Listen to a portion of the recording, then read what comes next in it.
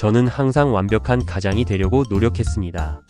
아내 김선영의 고급 레스토랑 사업 확장을 위해 제 모든 재산을 투자했죠. 선영은 필라테스 여신이라고 불리는 유명 강사였어요. 뛰어난 사업 수완을 가진 여성이라고 생각했습니다. 하지만 시간이 지날수록 뭔가 이상했어요. 선영은 제 헌신에 감사할 줄 모르더군요. 오히려 명품에 대한 욕심만 늘어갔습니다. 매출도 잦아졌고요. 여보, 오늘도 늦어요. 박민우 씨와 사업 미팅이 있거든요. 박민우, 젊은 사업 파트너라고 소개받았던 그 남자였습니다. 처음에는 별다른 의심을 하지 않았어요. 사업이니까 미팅을 하는 게 당연하다고 생각했거든요. 그런데 선영의 휴대폰 알림음이 자주 들리기 시작했습니다. 저녁 시간에도 새벽에도 말이죠. 그리고 휴대폰을 항상 뒤집어서 화면이 보이지 않게 놓더군요. 누구한테서 온 메시지야? 아, 그냥 스튜디오 직원들이에요. 별거 아니에요. 선영의 대답은 항상 똑같았습니다.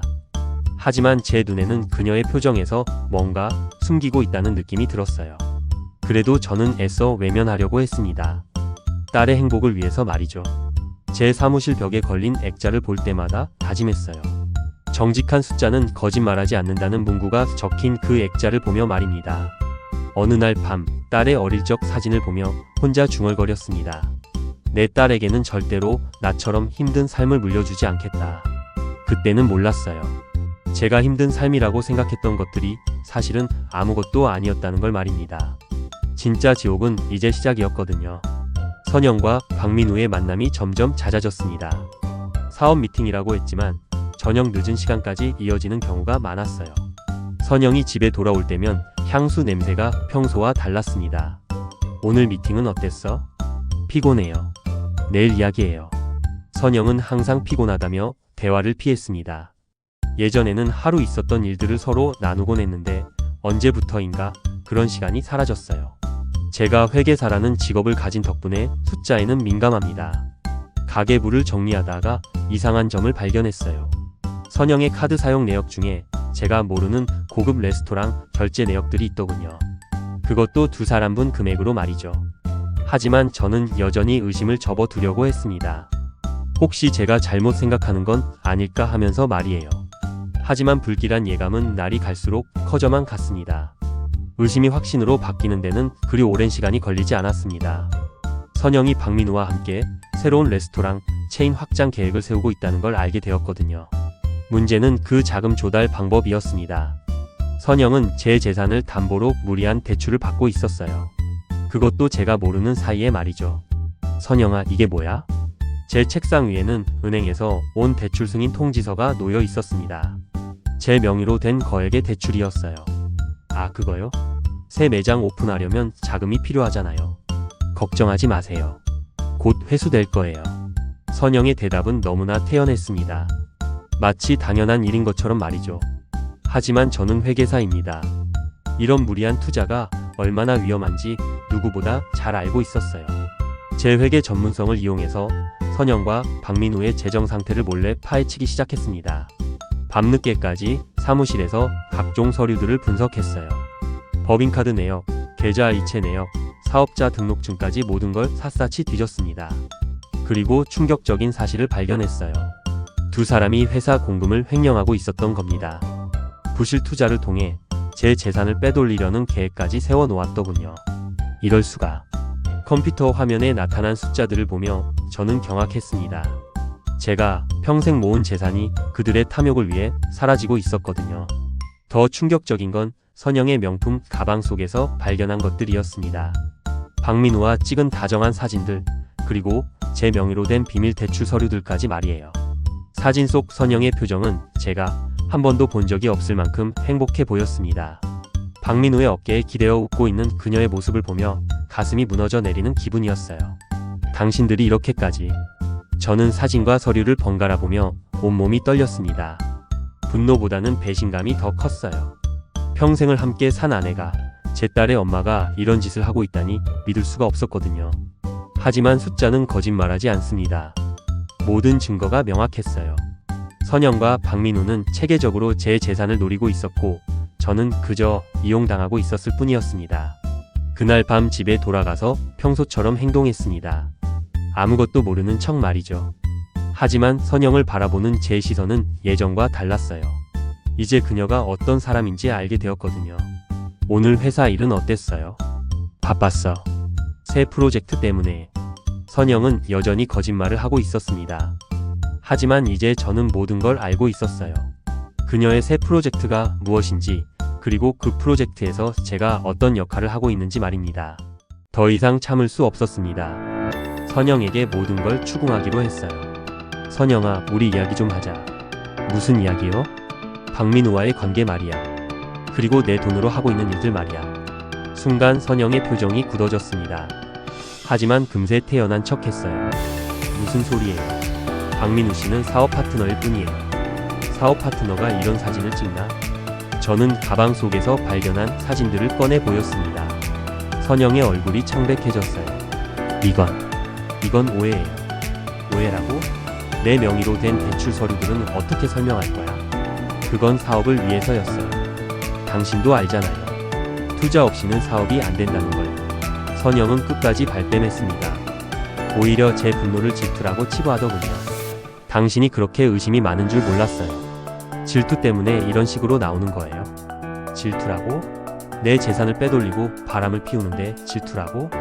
증거도 없으면서 무슨 소리를 하는 거예요. 선영의 목소리가 높아졌습니다. 하지만 저는 이미 모든 증거를 가지고 있었어요. 결국 딸에게 이 모든 사실을 알리기로 했습니다. 제 딸이라면 진실을 받아들일 거라고 생각했거든요. 아빠 정말이에요? 그래. 엄마가 다른 남자와. 아빠 그럴 리 없어요. 엄마가 그런 사람이 아니에요. 하지만 딸의 반응은 예상과 달랐습니다. 딸은 엄마를 믿으려 했어요. 오히려 제가 정신적으로 힘들어한다며 걱정하더군요. 아빠가 요즘 스트레스를 많이 받으시는 것 같아요. 병원에 가보시는 게 어떨까요? 병원이라고? 나는 정상이야. 이상한 건 너희 엄마야. 아빠, 엄마는 그런 사람이 아니에요. 제발 이상한 생각 하지 마세요. 딸의 외면에 절망스러웠습니다. 하지만 동시에 강한 복수심이 불타올랐어요. 제 딸에게 진실을 보여줘야겠다고 다짐했습니다. 그날 밤 서재에서 오래된 물건들을 정리하다가 낡은 녹음기를 발견했어요. 과거의 사업상 배신을 당했을 때 증거를 수집하기 위해 사용했던 것이었습니다. 그때처럼 다시 써야겠군. 녹음기를 손에 들고 중얼거렸습니다. 이번에는 더 치밀하게, 더 완벽하게 증거를 모아야 했어요. 선영과 박민우의 통화를 엿듣기 시작했습니다. 그들은 제가 의심하고 있다는 걸 알면서도 계획을 멈추지 않았어요. 그 영감 눈치채고 있는 것 같아. 괜찮아. 어차피 곧 끝날 일이야. 빨리 처리하자. 더 이상 기다릴 수 없어. 그들의 대화를 들으며 온몸에 소름이 돋았습니다. 저를 그런 식으로 부르다니 믿을 수가 없었어요. 하지만 이제 확실해졌습니다. 그들이 진짜 어떤 사람들인지, 그리고 제가 어떻게 해야 하는지 말이죠. 복수의 불씨가 타오르기 시작했습니다. 제 딸에게 진실을 보여주기 위해서라도 이들의 정체를 만천하에 드러내야 했어요. 숫자가 말하는 진실을 세상에 알려야 했습니다. 본격적인 증거 수집에 나섰습니다. 제 회계 전문성을 10분 활용해서 선영과 박민우의 모든 금융 거래를 분석했어요. 밤마다 사무실에서 숫자와 씨름했습니다. 법인카드 사용 내역, 계좌 이체 기록, 사업 계약서까지 모든 걸 면밀히 검토했어요. 컴퓨터 화면에는 복잡한 금융 그래프들이 나타났습니다. 선영과 박민우의 자금 흐름이 한눈에 보이더군요. 회사 공금이 개인 계좌로 빠져나가는 모습, 부실 투자로 위장한 돈 세탁 과정까지 모든 게 드러났어요. 이런 치밀한 계획을 저도 놀랄 정도로 체계적이었습니다. 하지만 아무리 교묘해도 숫자는 거짓말하지 않죠. 모든 불법 거래에는 흔적이 남게 마련이거든요. 가장 충격적인 건 그들의 통화 내용이었습니다. 녹음한 파일을 텍스트로 변환해서 분석하는 과정에서 끔찍한 말들을 들었어요. 그 노인네 빨리 죽었으면 좋겠네. 선영의 목소리였습니다. 제 아내가, 제 딸의 엄마가 저를 그렇게 부르고 있었어요. 조금만 더 참자. 곧 모든 재산이 우리 거야. 박민우의 대답이었습니다. 두 사람은 제 죽음까지 바라고 있었던 거죠. 분노에 몸이 떨렸지만 이성을 잃지 않았습니다. 오히려 더 냉정하게 증거를 정리했어요. 감정에 휩쓸리면 실수할 수 있거든요. 은행 거래 내역을 보니 패턴이 보였습니다. 매달 일정 금액이 제 계좌에서 선영의 개인 계좌로 이체되고 있었어요. 그 돈이 다시 박민우의 계좌로 흘러가는 것도 확인했습니다. 완벽한 증거야. 서류들을 정리하며 중얼거렸습니다. 횡령의 전 과정이 명확하게 드러났거든요. 사업 계약서들도 문제투성이었습니다. 실제로는 존재하지 않는 회사들과 맺은 허위 계약서들, 부풀려진 공사비 견적서들까지 온갖 조작의 흔적이 보였어요. 세무 자료까지 확인해보니 더욱 가관이었습니다. 선영의 필라테스 스튜디오는 실제 매출보다 훨씬 높은 수익을 신고하고 있었어요. 탈세를 위한 조작이었던 거죠. 이 정도면 충분해. 모든 증거를 USB에 정리했습니다. 사진, 녹음 파일, 금융거래 내역, 계약서, 세무자료까지 완벽한 증거 패키지였어요. 하지만 단순히 증거만 있어서는 안 됩니다. 이들을 완전히 무너뜨리려면 더 치밀한 함정이 필요했어요. 그들의 탐욕을 이용하기로 했습니다. 선영과 박민우가 더 큰 욕심을 부리도록 유도하는 거죠. 그러면 더 결정적인 증거를 잡을 수 있을 테니까요. 다음날 선영에게 말했습니다. 여보, 내가 좀 피곤해서 그래. 사업 일은 당신이 다 알아서 해. 정말요? 그럼 계약서 같은 것도 제가 처리할게요. 선영의 눈이 반짝였습니다. 더 많은 권한을 얻을 기회라고 생각한 거죠. 그래, 당신을 믿고 맡기겠어. 저는 일부러 무관심한 척했습니다. 그들이 방심하도록 만들기 위해서 말이에요. 계획이 시작되었습니다. 이제 선영과 박민우는 더 대담해질 거예요. 그리고 그 과정에서 더 많은 증거를 남기게 될 겁니다. 숫자는 거짓말하지 않습니다. 이번에도 숫자가 진실을 말해줄 거예요. 함정을 설치할 시간이 왔습니다. 선영과 박민우의 탐욕을 자극하는 완벽한 미끼를 준비했어요. 선영아, 내가 유언장을 쓰려고 해. 유언장이요? 갑자기 왜요? 선영의 표정에 당황스러움과 기대감이 동시에 스쳐갔습니다. 나이도 있고 건강도 예전 같지 않아서 말이야. 만약에 내게 무슨 일이 생기면 모든 재산을 당신과 딸에게 남기고 싶어. 이건 위장된 유언장이었습니다. 실제로는 법적 효력이 없도록 만들어 놓았지만 겉으로는 그럴듯해 보이게 작성했어요. 그런 말씀 마세요. 아직 젊으시잖아요. 선영은 겉으로는 걱정하는 척했지만 눈빛은 달랐습니다. 탐욕의 빛이 반짝이고 있었어요. 며칠 후 박민우와 함께 유언장을 검토하는 선영의 모습을 목격했습니다. 두 사람은 제가 없을 때 서재에 몰래 들어와서 서류를 뒤지고 있었어요. 이거 진짜 같아? 글쎄, 한번 확인해 봐야겠어. 그들의 대화를 모두 녹음했습니다. 이미 증거는 충분했지만 더 확실한 걸 원했거든요. 다음 단계는 더욱 대담했습니다. 제 남은 재산인 오래된 상가 건물까지 미끼로 던졌어요. 이 건물도 당신 명의로 바꿔놓을까? 정말요? 하지만 갑자기 왜요? 세금 문제도 있고 관리도 힘들어서 말이야. 선영과 박민우는 눈이 번쩍 뜨였습니다. 상가 건물은 꽤 가치가 있었거든요. 며칠 안에 명예 변경 서류를 가져왔습니다. 그들의 욕심이 얼마나 큰지 실감할 수 있었어요. 하지만 저는 이미 다른 준비를 해놨습니다. 세무서에 그들의 불법 비자금 흐름에 대한 제보를 했거든요. 국세청에서 조사 나온다더라. 박민우가 불안해하며 선영에게 말하는 걸 들었습니다. 괜찮아. 증거만 없으면 되잖아. 하지만 혹시 모르잖아. 두 사람의 초조함이 커져갔습니다. 세무조사라는 압박이 그들을 더욱 다급하게 만들었어요. 그때 결정적인 순간이 왔습니다. 선영과 박민우가 제 앞에서 모든 걸 자백하는 순간 말이죠. 여보, 사실 제가 고백할 게 있어요. 무슨 이야기야? 박민우 씨와 사업 관계가 아니에요. 드디어 선영이 입을 열었습니다. 세무조사의 압박 때문에 더 이상 숨길 수 없다고 판단한 거죠. 그리고 당신 돈으로 투자한 것도 사실은 계속해봐. 우리가 함께 사업을 시작하려고 했어요. 당신 몰래 모든 과정을 녹음하고 있었습니다. 그들 스스로 모든 걸 인정하는 결정적인 증거였어요. 그 돈은 어떻게 된 거야? 아직 돌려드릴 수 있어요. 시간만 주시면. 시간이라. 저는 일부러 고민하는 척했습니다. 그들이 더 많은 걸 털어놓도록 유도하기 위해서 말이에요.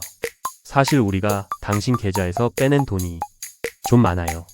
얼마나? 거의 전부요. 순간 머릿속이 하얘졌습니다. 예상했던 일이지만 직접 듣게 되니 충격이 컸어요. 하지만 이제 모든 증거가 확보됐습니다. 그들 스스로 인정한 자백, 모든 금융 거래 증거, 불륜 사진까지 완벽한 증거 패키지였어요. 나는 이 모든 것이 딸의 미래를 위한 최고의 투자라고 믿는다. 유언장을 건네며 말했습니다.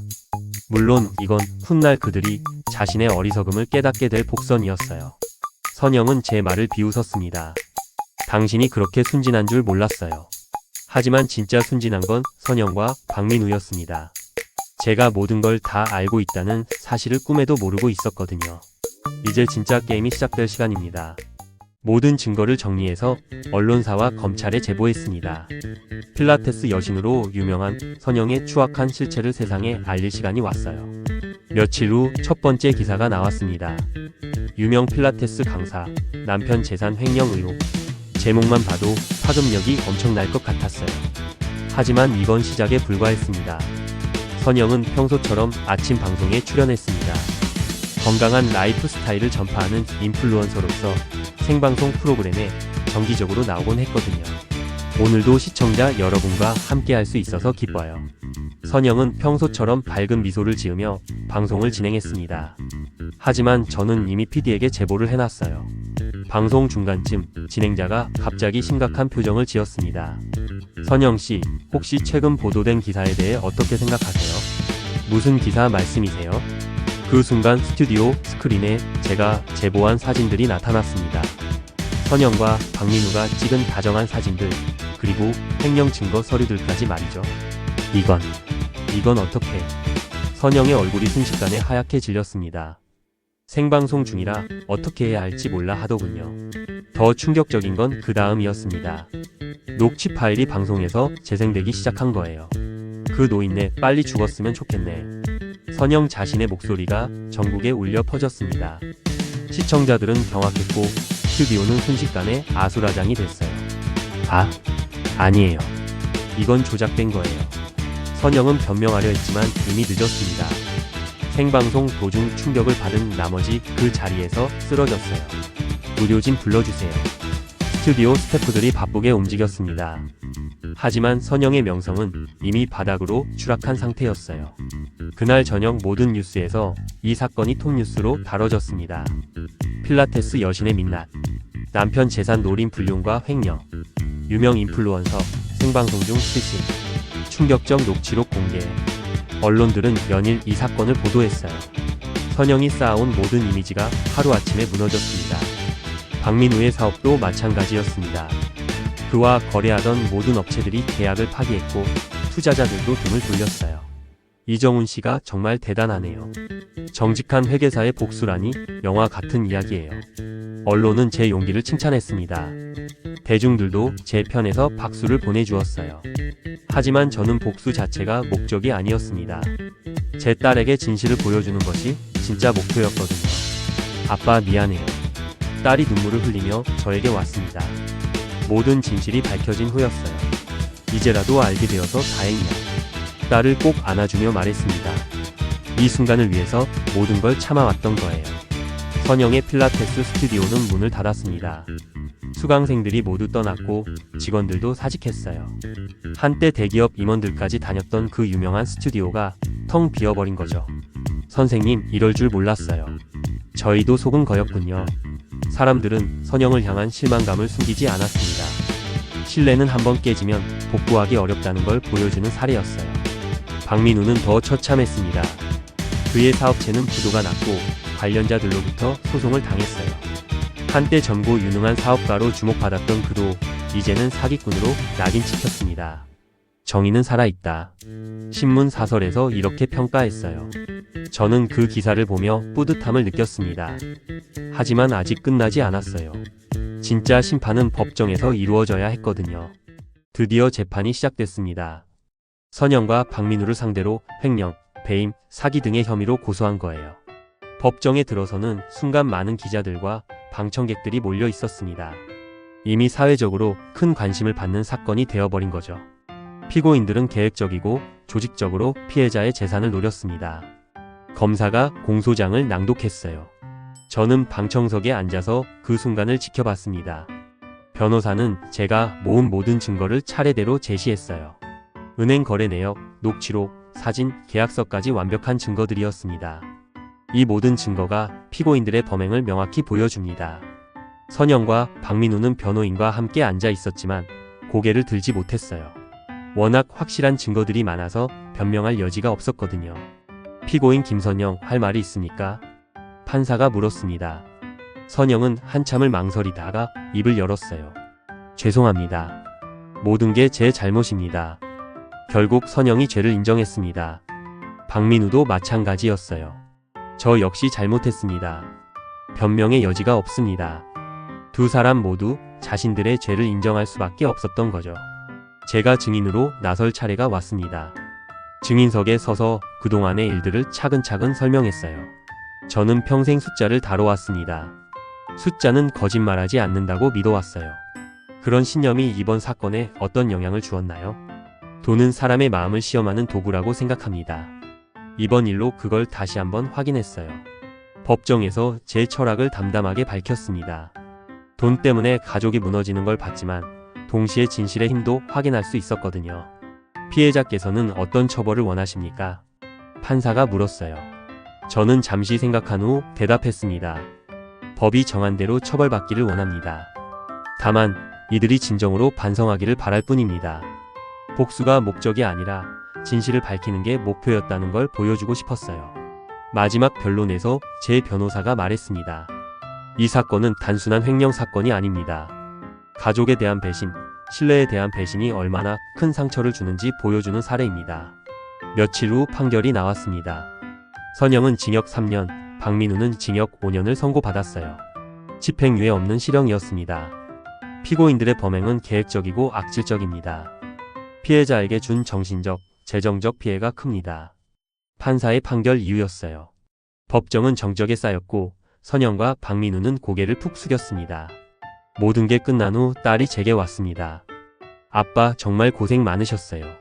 딸은 눈물을 흘리며 제 손을 잡았어요. 그 순간 모든 고생이 보상받는 기분이었습니다. 이제라도 진실을 알게 되어서 다행이야. 딸을 꼭 안아주며 말했습니다. 제가 원했던 건 바로 이 순간이었어요. 법정 계단을 내려오면서 제 사무실 벽에 걸렸던 액자를 떠올렸습니다. 정직한 숫자는 거짓말하지 않는다는 그 문구 말이에요. 정말 숫자는 거짓말하지 않았습니다. 진실은 결국 밝혀졌고 정의도 실현됐어요. 재판이 끝난 후 저는 중요한 결정을 내렸습니다. 남은 재산을 모두 사회에 환원하기로 한 거예요. 정직한 재단을 설립하려고 해. 딸에게 말했습니다. 딸은 저의 뜻을 이해해 주었어요. 좋은 생각이에요, 아빠. 제가 도와드릴게요. 딸이 재단 운영에 동참하겠다고 했습니다. 그 말을 듣고 정말 기뻤어요. 재단의 목적은 명확했습니다. 젊은 사업가들에게 정직한 성공의 가치를 가르치는 것이었어요. 돈의 진정한 가치가 무엇인지 알려주고 싶었습니다. 첫 번째 강연을 준비했습니다. 주제는 숫자가 말하는 진실이었어요. 여러분, 돈은 단순한 숫자가 아닙니다. 강연장에 모인 젊은 사업가들에게 말했어요. 돈은 사람의 진짜 모습을 드러내는 거울입니다. 탐욕에 눈이 멀면 가장 소중한 것들을 잃게 되죠. 제 경험담을 들려주었습니다. 아내의 배신, 재산을 잃은 과정, 그리고 진실을 찾기 위한 노력까지 모든 걸 솔직하게 이야기했어요. 하지만 절망하지 마세요. 진실은 반드시 밝혀집니다. 정직한 숫자는 거짓말하지 않거든요. 청중들이 진지하게 들어주었습니다. 특히 젊은 사업가들의 눈빛이 달라지는 게 보였어요.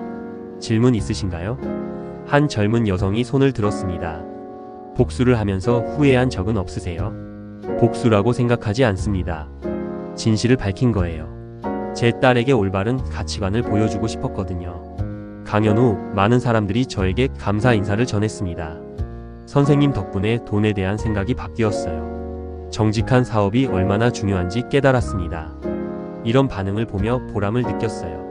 제 경험이 다른 사람들에게 도움이 되고 있다는 걸 알 수 있었거든요. 딸도 재단 활동에 적극적으로 참여했습니다. 젊은 층들과 소통하는 프로그램을 기획하고 SNS를 통해 정직한 경영의 중요성을 알렸어요. 아빠가 가르쳐 주신 게 정말 많아요. 무엇보다 정직이 최고야. 그걸 잊으면 안 돼. 딸과 나누는 대화에서 뿌듯함을 느꼈습니다. 어려운 시기를 겪었지만 결국 딸에게 올바른 가치관을 전해줄 수 있었거든요. 재단 활동을 하면서 많은 사람들을 만났습니다. 사업 실패로 좌절한 사람들, 돈 문제로 가족이 흩어진 사람들까지 다양한 이야기를 들었어요. 돈이 전부가 아니에요. 상담을 요청한 한 사업가에게 말했습니다. 진정한 성공은 주변 사람들과 함께 나누는 기쁨에 있어요. 혼자만 잘 살려고 하면 결국 외로워집니다. 제 경험을 바탕으로 조언해 주었어요. 그분도 고개를 끄덕이며 제 말에 공감해 주었습니다. 시간이 흐르면서 재단의 활동 범위가 넓어졌습니다. 청소년들을 위한 경제교육, 소상공인을 위한 정직한 경영 컨설팅까지 다양한 프로그램을 운영했어요. 아빠, 우리가 하는 일이 정말 의미 있는 것 같아요. 딸의 말에 저도 동감했습니다. 돈을 벌기 위한 삶에서 가치를 나누는 삶으로 바뀐 거죠. 어느 날 예전 사무실을 정리하러 갔습니다. 벽에 걸렸던 그 액자를 보며 미소 지었어요. 정직한 숫자는 거짓말하지 않는다. 여전히 제 신념이었습니다. 하지만 이제는 숫자 너머의 가치를 볼 줄 알게 되었어요. 집으로 돌아가는 길에 딸과 함께 걸었습니다. 아빠 행복하세요? 물론이지. 너와 함께 의미 있는 일을 하고 있으니까. 정말 행복했습니다. 돈과 성공에만 매달렸던 과거와는 완전히 다른 삶이었어요. 과거의 아픔을 딛고 새로운 삶을 살아가고 있었습니다. 진정한 가치는 돈이 아니라 사랑과 신뢰, 그리고 나눔에 있다는 걸 깨달았거든요. 선영과 박민우는 여전히 감옥에 있습니다. 하지만 저는 그들을 미워하지 않아요. 오히려 그들 덕분에 더 소중한 것들을 발견할 수 있었거든요. 지금의 저는 과거 어느 때보다 충만합니다. 딸과 함께 만들어가는 새로운 이야기, 그리고 많은 사람들과 나누는 가치 있는 시간들이 진정한 행복이라는 걸 알게 되었어요. 숫자는 거짓말하지 않습니다. 하지만 진정한 풍요로움은 숫자로 측정할 수 없는 것들에서 나온다는 것도 이제는 압니다. 이것이 제가 찾은 진짜 진실입니다. 구독과 좋아요는 더 좋은 영상을 만드는 데 큰 힘이 됩니다.